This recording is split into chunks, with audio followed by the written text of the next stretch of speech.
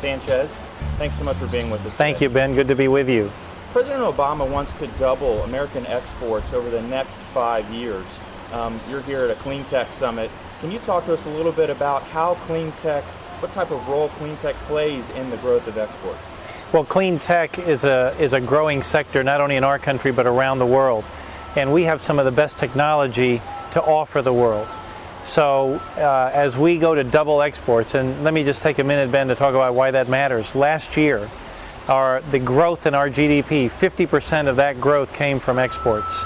So we need to have a robust export sector, and a big component of that will be in alternative energy. You do a lot of international traveling. You're promoting American businesses overseas. Yes. Talk to us a little bit about some of the successes that you've had with, international other countries for the clean tech community.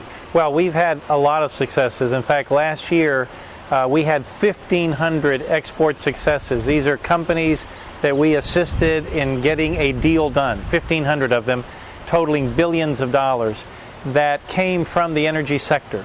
And they came from smart grid technology, they came from solar, from wind energy, and all kinds of subcomponents within this sector. So it is a tremendous opportunity for American businesses, and we're excited about helping them exploit that world market. In an effort to give our audience kind of an inside look at some of the day-to-day things that you guys do, one of the things that you mentioned, that one of the objectives that you mentioned today was doing these trade, trips with a host of organizations, and that there was one recently that was really focused on clean tech. Can you give a little insight as to what that was like? Yes, actually, Ben, last year we did over 600 activities that were focused on the energy sector.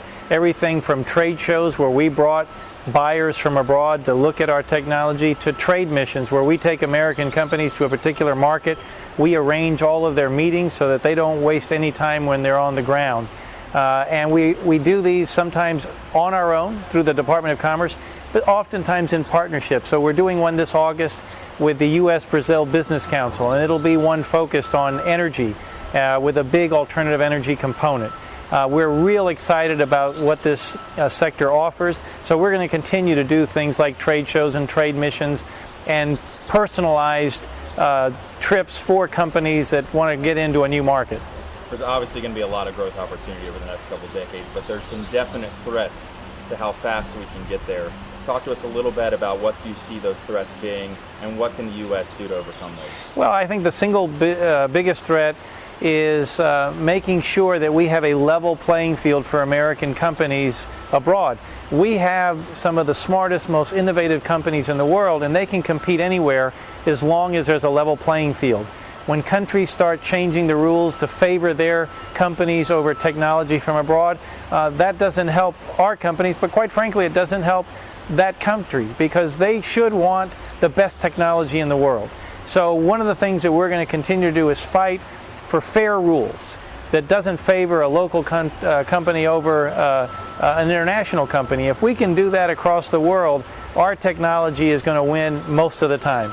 John Bryson has become nominated to become the new Secretary of Commerce. I'd like to get your thoughts on what that might do for clean tech, because he's been a member of this community for so long. Well, John Bryson is going to be a welcome addition to the Department of Commerce. We are very excited about having him as the leader of this department. And in the energy sector here, the alternative energy sector, should be very excited, because here's a man who understands this industry, who understands its potential, its opportunities, and its challenges. And I'm hoping that the Congress confirms his nomination soon so he can get to work. He's going to be good for this sector, and actually good for America.